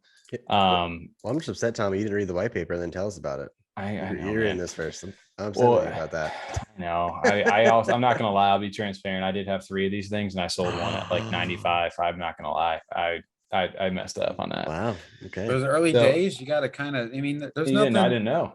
Especially when you're starting out. I mean, where we started out, you start out small. It's a big risk to put some money into something like this. You don't know what's going to happen. So you do kind of sell the first couple ones to build up some of your liquidity. And then you can get into projects. And then you can buy 2 in a project, and you can sit on one, and you can kind of hang out to be involved in the community. Yeah, well, so Deadpxlz was definitely one I neglected for a while until, obviously recently once I found that out. But again, their marketplace just released the other day for Deadpxlz. So they have a true smart contract marketplace right now that utilizes the Nami wallet. You can actually list, you can bid, you can do. I think they had a smart contract, one of them that sold for like 10,000 ADA the other day. Now there's even more crazy ones coming out. So Deadpxlz are definitely on the progressive movement, I'd say, along with like Spacebudz, where they have their own true marketplace, and the value of these things just continues to skyrocket. And I think they have pushed their way, I think, into the top 5 like overall projects with Yummi, with Spacebudz, with Clays, with I forget who even the number 3 is right now, Unsigs maybe, and they made their way up there, and I think they're going to continue to push up. But if you look at some of their stuff, dude, it's like, I mean, it's pixelated art, and it's really cool because you can click on these things, and they're, you can Joker one. I was just the Joker. You can click the backgrounds and do all this stuff, and it's like, it's awesome. Oh, wow. I didn't realize it had that kind of interaction to it. And then we clicked and it said, why so serious? That's wild. Yes. And you can click on like the different, some of these will smile, like it just depends. But anyway, so their things are really cool what they're doing, and the value for those is built into the utility. And now you're seeing derivative projects being built off it. And a guy that I actually messaged now, but I saw his artwork on here, a guy named Fauna. And he blew up because of the 3D Deadpxlz that he created. And he blew up because he also the clays that had no head. That looks so clean. He found a nice utility way to go ahead and add on to that and make it legit. And it just flowed so perfect in the community. Is that Cartman's hat? It looks like it, right? That's Cartman's hat, I think right? it is Cartman. It looks just like Cartman's hat, but he went ahead and did his 3D pixels for that. His stuff is dope. And I've actually messaged him myself. I'm like, yo, man, how can I get one of those things? He just went ahead and the Wolverine, the wolf right here. It looks so dope. The 3D artwork that he's doing. So you're seeing projects arise out of these big projects. So well, just the community though, seeing him do that, animate bits. I enjoy doing it just for fun because I like the yummies. Right. Like seeing these guys work on these is fun. And then, you know, some of them I know will charge a little bit of ADA. I think you can animate bits, you can pay him some ADA and he'll take the time to make your Yummi animated for you. Cause I mean, it's not like he just, you know, puts it into a plugin online or something like that. So it's cool that these guys are doing it, one, just because they're fans of the project, and then also, you know, if you're into it, you can ask them to do it. The pixels there, it's just reminds me of that. It's that basic pixelated art like the race, but the amount of detail and stuff they can still get into the accessories is wild. Like with the race, like the amount of stuff that he can have in just the basic color schemes and stuff like that, and the backgrounds that go along with it for something that's, I mean, I don't know if it's at 8-bit or 16-bit. I'm not sure, but just the pixel art itself, you wouldn't think could be that detailed. It's amazing. No, they do a really good job. And animated bits is another one where I actually think I have all three of my 10K Narus are now animated. And thanks to Tom down here, he went ahead and did the little blow bubble animate. I don't know if he has that on his computer. He might want to share that. Well, I think it started with the blowing bubble first, then you had that animated. With yours. Yeah, since we're on here, you know what, I got to deserve. I've been sharing screens all day. I think Tom deserves a nice little screen over here for us. I'll go ahead and pull it up. But dude, yeah, Tom went ahead and I went ahead. Can you see this over here? Let's see if it pops up. Can you see that? Yep. Yeah. So that was my Naru, and Tom added that animated bubble effect right there. That was obviously as a static image. Just for fun. This is what it looks like normally, right? That's the normal one. And then obviously Tom went ahead and animated it. And then I went ahead and sent it over to Animate Bits, and he went ahead and just said, you know what, I'm going to take Tom's advice, and boom, and made an animate bite out of that. So it was dope. And now he uses that for any of the bubble ones on there. And it's super cool to see that stuff being developed. And I think I ended up doing all my Narus like that. I have my animated ones right here. My little chef, and then even my the final one, which he started getting better as he started to do more of them. Like we were talking about the guns, but even right here, I have my soccer guy. Look, he's juggling the soccer ball. Yeah, he's literally and the original has no soccer ball in it, right? It does. It does. Okay. It does, but that's where I thought he started that in, but still, it does. Really cool. But yeah, the original. He's holding it under his arm. Okay. Right. That's why I missed it. Yeah. And then he turns into that, and which is this guy has gotten crazy good. His commissions, I'm sure, are going through the roof. So for sure. Yeah. So it's cool to see those kind of things develop out of the community. You're starting to see commission based stuff, and so maybe, hey, I didn't make it and get into one of the big ones, but I may go ahead and get one of these commission ones because this guy made it look even cooler. And I don't have to pay the crazy price to get into it. And I know some artists are only commissioning stuff for people who own them. So there's different things developing. I think even the Bored Apes and things like that, there's a lot of derivative art off that. And that's one way for people to get involved with these projects that may not have the official, like actual NFT from, you know, the main project. And they're not just piggybacking on a big project, seeing a potential to make their own money too. Like they were doing it because they enjoyed the projects, and they're doing it, you know, with the project themselves. Like, you know, it's not necessarily, I guess, a direct partnership, but they have Yummi's blessing. It's not like they're just taking advantage of Yummi's popularity and going, hey, I'm going to try and make some extra aid off this because I know how to animate some things.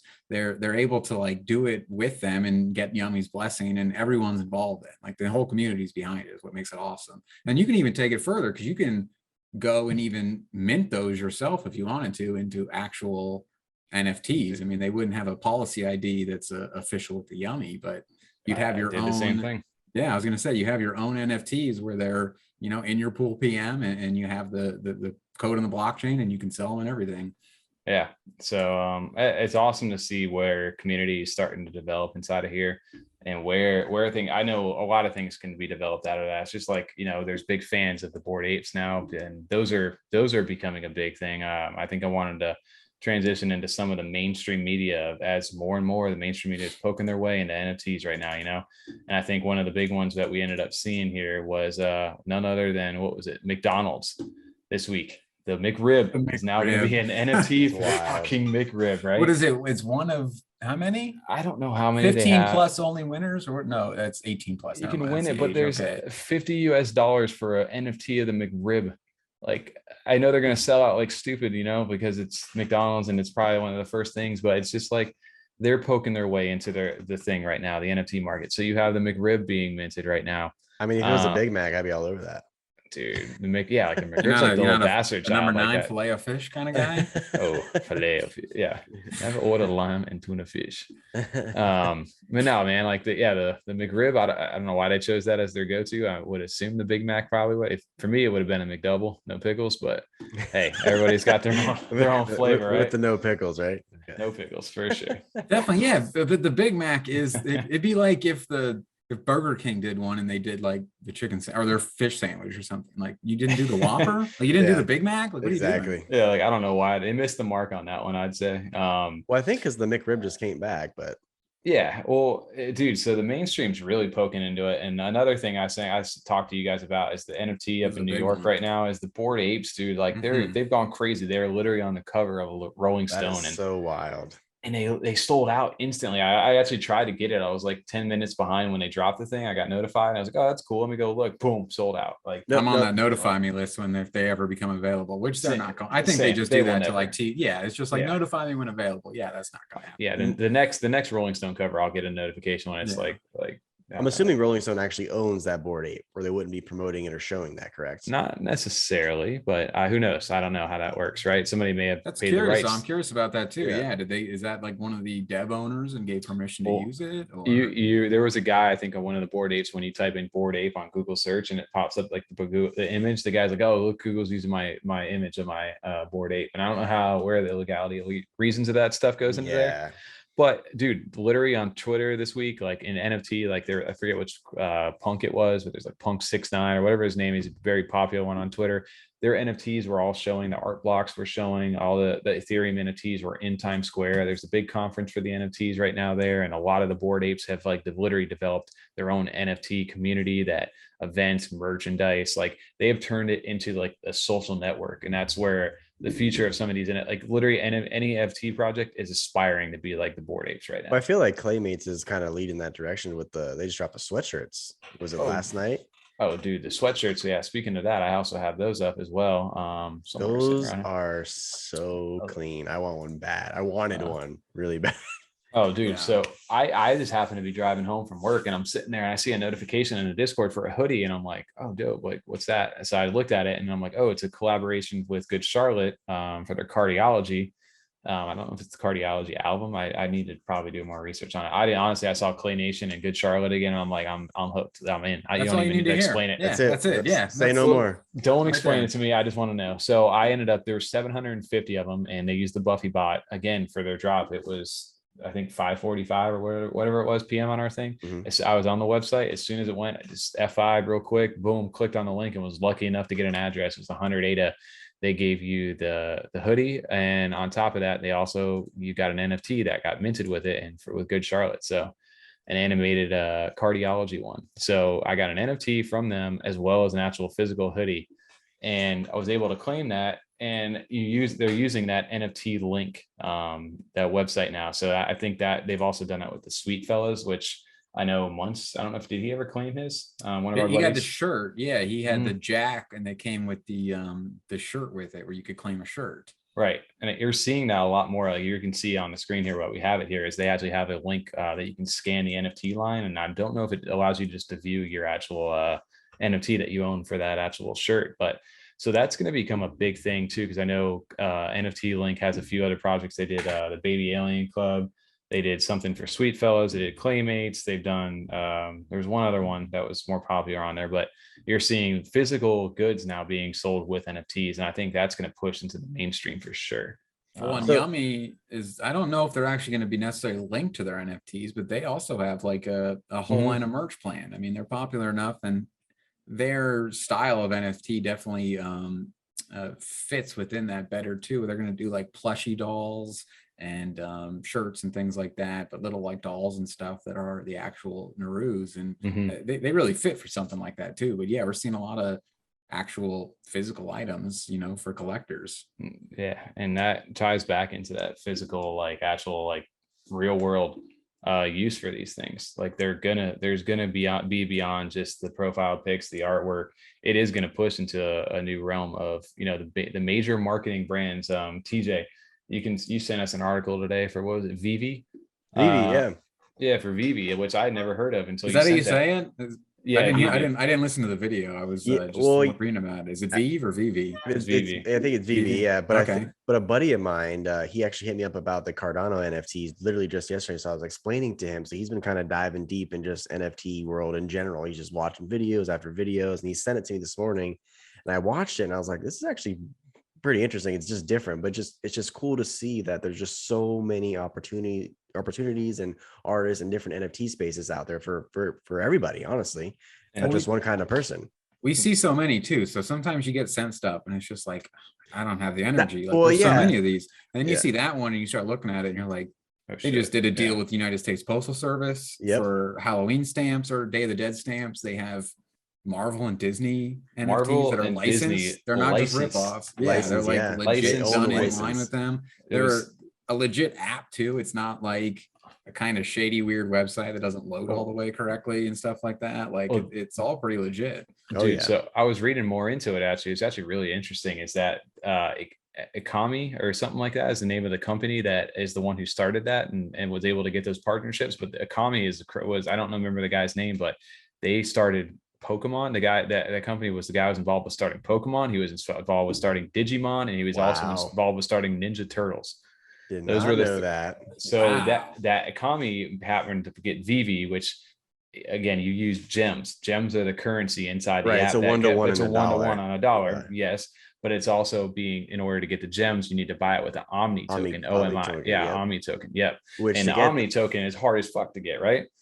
I don't really know, because actually he told me how to get it. So it's basically like how you would get SafeMoon. You would do you would buy Ethereum, and then you would swap it to the Omni token through the Trust Wallet. That's how you would get it. So it's on the Ethereum blockchain where I have to spend gas fees in order to get it, right? Exactly. Yep. So it's expensive. That's also a huge opportunity too for most people who don't want to deal with all that bullshit right now. They want to go and I just want to buy this. I want to go on this app, spend my US dollars and buy this. Well, eventually those people are going to link up with MetaMask and these and one of these big things to be able to get that more accessible, to be able to buy that. And the guys literally, like, they have 60,000 people competing for 1,000 of these things every time. I think it's every Tuesday and Thursday. The video was saying, he was telling me that there's literally tips and tutorial videos out there on how to get a faster internet connection, how to be quicker on system. Yes, literally there's tutorial videos out there on how to do this. So he was like, and he's telling you again, the same mentality that maybe that's where that comes from on Cardano side. If you mint one of those things, you automatically 10x your money. Like literally you've 10x your money on that in that app. So, you know, when you get big brands like Disney that have an established following base with Marvel and all those, you know, those big, and they're all licensed, dude, that's a huge opportunity for going forward. But then you also fall into well, now I own the IP rights to that, right? Like I bought that NFT, I can do what I want with that picture. And that's where you find a gray line, especially with like Disney and Marvel and those big companies, like what the rights are going to be for owning those things. Well, I think it goes into play like with Facebook changed the name to Meta. Like I'm assuming there's going to be some like avatar world in a sense of like a Ready Player One that we're going to be like walking around in the space, and you're going to see all of our NFTs, our arts, pictures and things like that. So you're just going to see all that stuff showcased in our like little virtual world, our metaverse. Literally, exactly. Our literal metaverse like that. I'm actually in a gaming Cardano is one of them right now. I'm in a VIP member, and I just messaged them in the Discord. They do a bunch of different gaming tournaments, but they're doing this virtual art world right now. It's like 3 stories or 2 stories or whatever. And they're using a free thing on Steam right now called VR Chat that I had to download yesterday. Made a thing, sent over I proved that I was a VIP owner. They verified me. Here's the password to our world. And you can walk in there and then literally walk and see all the CNFTs in that showcase. And it's an exclusive club. And people can you imagine the actual artists and people who actually have their work in there? Yeah. People in this virtual world are just walking through and be like clicking on it and being like, dang, like where does this project? I want to get involved in that now. Like that's where the future of I think a lot of this is going. Like That's video exciting. games, and That's in so general cool. too. Like it's gonna be we're so early in this, especially right now on Cardano side. It's just next year I would truly believe like it's gonna be like the year of the NFT. Like you're gonna see all kinds of stuff, especially when Coinbase opens up. It's gonna be crazy out there. I mean, So how many pre whitelists, people more- signed up or whatever is out of control. Like they couldn't even handle it. more people than OpenSea wallets, I think it was. They said there was a stat for that. Exactly. Yeah, that was what it was. Well, but you mentioned with the with Vivi, Tommy, where if you actually manage to get one of those, Mhm. you're pretty much guaranteed to make money. Oh yeah. You've already made money on it. And Yes. that's what we're starting to see in Cardano, where what they call them the blue chip Yep.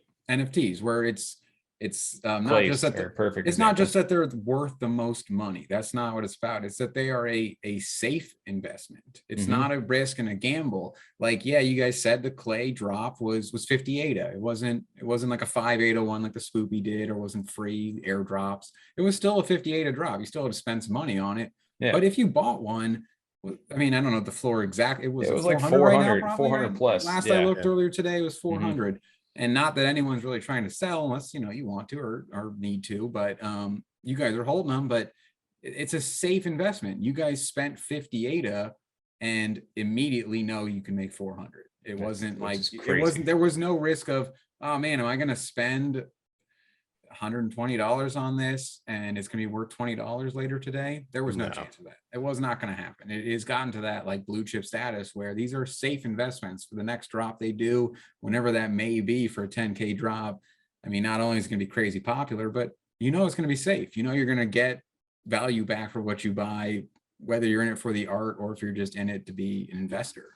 Dude, for sure. Like the safe investments right now are starting to develop. That's why it's so valuable to mint on launch day. That's why being there in the beginning is really paying off, because you got it for 50 ADA, you got it for 40 ADA, your ClayNation.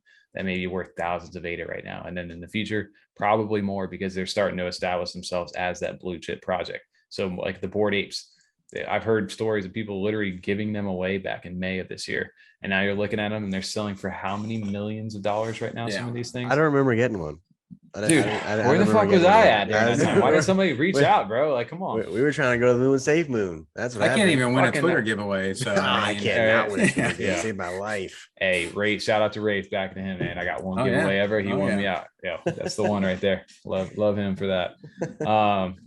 Dude, yeah, kind of wrapping towards the back end of this podcast.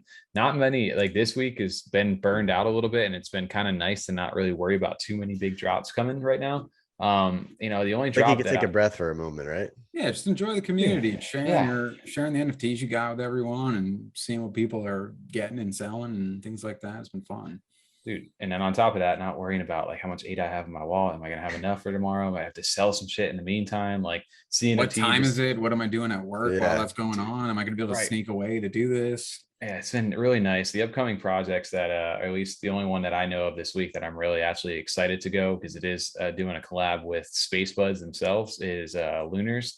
And I want to do that one too. And they're dropping 250 of those, I believe, on Friday at 6 p.m. Eastern. So I will definitely be loading up my Daedalus to make an attempt at that, because that's the closest thing I'm going to get to a Spacebudz these days. I hope you kick your internet out when I try to do it. Daedalus will be the way to go. Probably. It has to be. Yeah. 250. It's the last aeoniumsky was 450 for blocks. Yeah, and I wasn't even close. Not anywhere near close. Yeah, even Daedalus. I minted in Beyond Rockets this past week for his Halloween drop, and I think there was 800 total of those, and I was like instant on my Daedalus, and I think I was like transaction like number in the 500s. I was instant on my Yoroi, Yo, but you got Yoroi takes like another 35 minutes. Yeah, exactly. Yeah, you may be fast, but Yoroi's not. Yoroi's like, are you sure you want to do this? All right, I'll send it over. Dude, the fucking the t-shirt, the hoodie. I had the ADA in my Yoroi, but I was at least on my desktop for it. And I sent it out and I'm watching it. Luckily, BuffyBot had like a 15-minute timer before the transaction expired. And I got down to 4 minutes. And I'm like just watching my Yoroi, sweating. Like, why the fuck did I do this? Like just looking at it, and I'm like, I swear, if I miss out on this because my Yoroi didn't load up in time, Luckily I did get it, but geez, man, like Well, that. rookie mistake for me with a Daedalus. I have a Daedalus wallet, but I didn't realize it has to connect and sync every single time you open it Dude, up. So day before, I man. opened it up literally like 10 minutes before the drop. I'm like, oh, I'm screwed. Rip. Okay, Yoroi it is. So yeah, dude, it's crazy the drops that are coming out right now. I know there's some bigger ones that we'll talk about next week when we get back into kind of a more routine drop schedule on some of the more bigger projects. I've given it enough space to kind of give everybody a little bit of a breath after Halloween, so it's been nice. So that's the only one that I'm looking at this week. I don't know if you guys had anything else that's about it too, honestly. Yeah. This week anyway. I'll keep my eye on some projects, but that's the only one I was looking to really get myself into and invest in. I'll keep an eye on some and see how they do, just because I enjoy watching the community and seeing what comes out. But otherwise, yeah, nothing crazy. I'm excited about that one though. Like you said, the closest I'll get to is Spacebudz right now. Oh, 100%. Unless I pull one of those 50,000 ADA Yummies or something like that. Yeah, exactly. Get that lucky Charizard card. Yeah, I think the only other one that I saw was Lucid Dreams, which I think that CNFT show, which shout out to him. He did a little interview with that guy. That's right. Yeah. They're dropping, I think, Saturday, I want to say. That drop is, but I'm not too involved into that project, and I'm not sure if I'll take a look at it. I need to watch that interview a little more and learn about it. But I know it did get a little bit of controversy because of what it was like, how we're addicted mentality of just in the social media and stuff. But the way they portrayed it got a little bit of heat. But I mean, and it's artist's interpretation of stuff. So I think you'd be. It is also different too, because it's not that straight profile picture art, it kind of has a more like just a picture art to it instead of profile. Yeah, it's more subjective, I think. Yeah. But yeah, dude, on that note, speaking of drops on the back end too, any legacy pass holders, I know we covered CNFTcon last week on some of the cool and awesome drops that they did. So they snapshotted their wallets back on November 1st. And now this week, apparently by the 5th, if you're one of the 25 holders of that, you're going to get your drops this week. So I'm curious to see what the marketplace will develop once those things get out into the wild. For people who weren't fortunate enough to mint one of those. I just want to see what Yummi you end up getting too. Dude, I know. Yeah. Well, there's going to be a trading market for I'll get off, because there's only one. I'm only going to get one out of the 5 because I only have one pass. So they're doing 5 different variations. So there's definitely going to be a trading market, I'm sure, between the CNFT people who want to collect all 5. So that'll definitely be something that develops out of that. So I think I'll just send you my wallet address. You can just send them all over to me once you get them. We'll trade them, dude. Yeah. I will rent them out to each other when smart contracts come into play. You'll see that stuff start to develop too. I got some dogs on the chain. You want to trade? Dude, hey, I still got my dogs on the chain. I got my dogs on mine too. Those are my babies. I don't know what they're doing. They're either riding them to the grave or dogs on the chain are resurrecting. It is what it is, dude. But and lastly, dude, just wanted to give a shout out for this week. CNFT just redid their marketplace. I know we were talking about that right before we stopped recording on this. This is a Tuesday night, the November 2nd. We're recording a little early this week.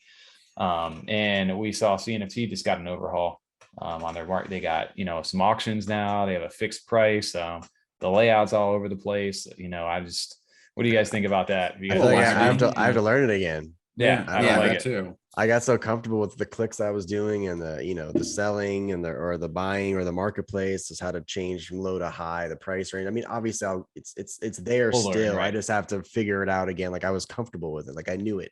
Now I have to learn it again. It's nice seeing them take a step forward towards maybe some smart contracts. I don't really see the point of having an auction if the seller can still just cancel it. Yeah, it kind of, without the smart contract, it doesn't seem any safer. I guess it does help if you don't know what to list at all and you just have a minimum price you want to sell for or if the constant changing marketplace, right? Like if it's a brand new thing, right? Otherwise, or if you're just not active and you're not reposting all the time, so you post and it sits there and you're 40 above floor by the time you realize what you've been sitting on. Something like that. But otherwise, and it's a learning curve. I think people have not really taken too well to tokens approach either, just because requires a little more effort. I think Nami wallet is going to become like the main. It's starting to develop as like the MetaMask of Cardano right now. Is what you're starting to see, the way the connecting function, whether it be through Spacebudz or through either Deadpxlz. I've incubated with the Nami wallet, even Deadpxlz. Like you're starting to see that wallet functionality, connecting things start to go. So right now you need you need something that's going to utilize that function, I think, to really get it mass adopted. Once they get on mobile too. I mean, I think if they're on mobile right now, I think Yoroi wouldn't really be a thing anymore. You know, everyone would be on Nami because absolutely, I would. Yeah. It's still not Daedalus, but it's definitely a better chance than Yoroi. And there's nothing wrong with Yoroi, but it was never meant for the NFTs, right? So when people started doing all that, it just exposed how much that Yoroi needed to grow. But if you need to store stuff and just do basic stuff and stake, dude, Yoroi's fine. Nothing wrong with it. It's perfect. Yeah, it's and perfect. it does what it needs to do. So and there's honestly, no arguments. I will say, even for speaking for Yoroi, like giving it the fact that, like you were saying, it is mobile. Like for me, like it gives me at least a chance being on the road to try to get a drop. You wouldn't have gotten a Spoopy. No, I wouldn't have got one. No, absolutely not. Yeah. No. Well, dude, even when I go to CNFT, I hooked my Yoroi wallet up to it. So that way, if I'm on the go or I get a sale, at least I can make my sale when I'm out and don't have to run there until the risk goes away of the guy canceling. Once he buys it and I have to like wait on me, dude, like that sucks knowing. I've had that happen a couple of times where I saw it a few hours later and like, oh shoot, I need to go ahead and actually do my part. And then I see, oh, the seller canceled. And I'm like, God, dude, there goes some money right there. Oh wait, please come back, sir. Please. Don't leave me. I'll give you 10-8 off. Yeah, come back. Yeah. So yeah, dude, I think we'll get there. It's just, I mean, what's it been? 2.5 months now? Like literally since it feels like an eternity, Tom. I think we were talking about that the other day. Like, dude, it feels like a whole year has gone by in this space in a few months. It's been 6 weeks for me, 6 weeks and like 2 days. And it feels like we've gone through 6 months to a year in market changes. I feel like I've aged that much to trying to get that too. drops. Yeah, exactly. Oh my God, my notifications. Like I literally have my phone's on silent now. And I don't even know. Just because I don't want to hear the beeps going on. Oh my gosh. It is everything. crazy. I mean, I went from not using Twitter to now my phone just nonstop Twitter notifications for. Well, that's the first thing I check now. I open my phone is Twitter. Not even nothing else will check that. That and Discord, dude. Like I never use Discord. I didn't even have Discord on my phone. Like I literally was just only for gaming. Literally only for gaming.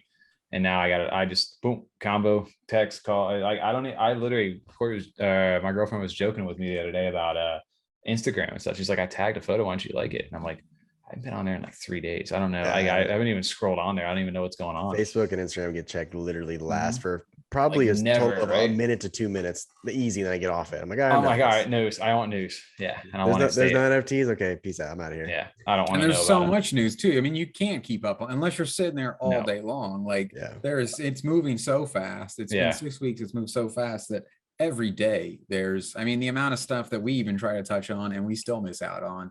Just talking on this because of the amount of time we get to talk. I mean, we could sit here and do this for 5 hours and still not talk about anything that happened this week.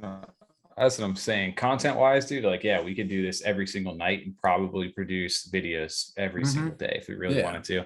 But again, we don't, that would take a lot of commitment out of us too. And unfortunately, like we said, we do have day jobs. We do work out, have other commitments in life. So this right now is like our great time to organize it and sit down and talk. And speaking of sit downs, we're organizing some actual interviews, or whatever we're calling them, maybe sit downs with some artists coming up here soon. So we're going to end up putting that stuff into the channel as well and starting to do some teasers and stuff on YouTube and Twitter as well. So be on the lookout. That's starting to get exciting as we start to grow. Right. Definitely. Excited. I'm just excited to learn from some people. Yeah. And talking to some of the artists that know how this stuff happens on the other side that I'm not really familiar with, besides reading some things on Twitter and, maybe seeing what we see in Discord. I mean, like I've been saying, I don't know, maybe a 15 ADA drop at a mint is not really reasonable. Maybe the Loveless NFT was able to do that for theirs, but for some of these other drops, that's just not a doable thing with the cost of it on the back end. I'm not familiar with any of that. So I'll be interested in talking to some people and learning that kind of stuff. Yeah. Seeing their perspective from the other side, right? Compared to us who are just like, hey, I'm buying these things, maybe making some money off them. Some of them holding. It's a completely different perspective, I think. And the community management and stuff like that, the outreach. I mean, it'd be cool that goes into it. To talk with like the ones that like are the artists, right? That's just them pretty much and their art. And then you have the team with their projects. It'd be cool to see like, okay, who's in charge of what for this project? Like, I know there's not just one person doing the Yummies. There's not just one person doing the clays. It'd be cool to see what everyone's role is and what it plays into getting the drops to happen. Right. Exactly. And maybe that's why it makes sense for like somebody like Lovelace who has a whole team of different people. And that's why he has that team, is because one man show could not do that at all. No, it's too hard. And I'm always curious about that with the artists. Like like, I mean, doing some of the little graphics that we do for this show, I can't do this stuff by myself. I get like a very basic idea and start putting stuff together and then send it to you guys and then get the feedback. And that's how it grows into what we finally use. And I'm always curious, like some of these projects, do they just kind of let the artist go free and just like, hey man, like, sure, send us updates and we'll give you a thumbs up on it, but I don't know what the hell you're doing, and just make 10,000 of them? Or are they like actively involved too with the community outreach side of the dev team, I guess, and making these NFTs and stuff like that? Speaking of your art time, I've always wanted this rocket just to be flying around us the entire time, just going from screen I thought to about screen. doing something like an animated background. We'll have to do that. That'd be I awesome. thought about making the Cardano planet move a little bit and then the rocket maybe take off or something. Yeah, I think by the end of this, we're gonna have like some 3D crazy intro graphic. It's gonna Oh, yeah. we're gonna live in some Freedom 35er world. It's gonna look crazy one Constantly day. changing. Oh yeah. But even the thumbnail for this is like our NFTs, like it's our clays, it's your yummies. That'd be cool to have a whole episode of us just talking with our literally with our yeah. mouth, just like going back and forth. That'd be fun. So or we could do it like, you know how at the fair they'll have that like big cutout thing where you just put your face in it. Exactly. I'd be cool. I'd be cool with that too. Yeah, get the whole body your just silhouette of it. Yeah, just the body and it's just her face in. I'd be cool with that too.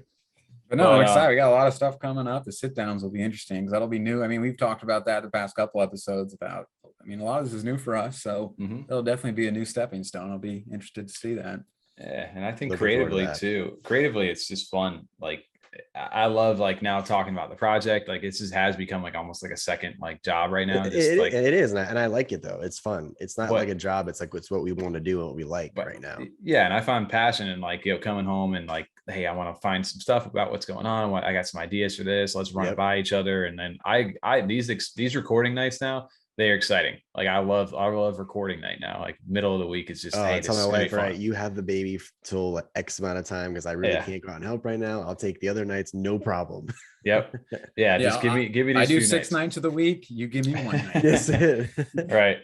Yeah, I make deals. Yeah, I come home. Hey, I've spent some time. This is, what she knows, all the same kind of thing. Like I'm gonna go into here. She's like, I got you, but the rest of the week, make sure. Like we're setting up schedules with each other right now.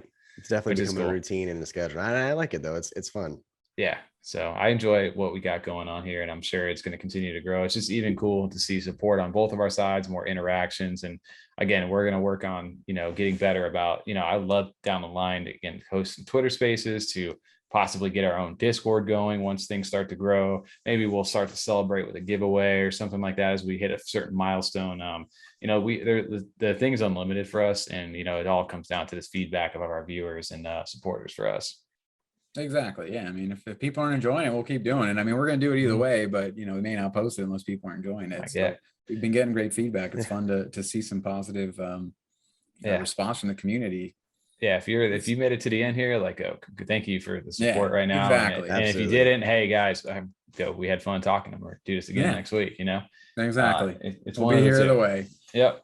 So to wrap things up today, it was good just kind of seeing where the market is, how it's starting to develop, and I'm curious to see as we push into this next phase where we get into the fall. There's more holidays that start to develop, and there's bigger projects that continue to release more and more content.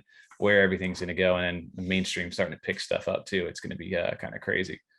So, Yummi will get their second chance, and we'll see how things develop with that, with the holiday drop for them, and we'll see. Got some new projects coming up here, and then just Cardano growing, and see how that reacts to the holidays. So good Halloween and exciting 2 months coming up here. And TJ over here just love these podcasts and the little chats that go through them. But we have a little side conversation going. We're both. Some funny stuff going on. You gotta love it. So everybody appreciate it. 35ers, CNFT podcast. Baby. Appreciate all the listeners, everything going on. We'll catch you guys next week.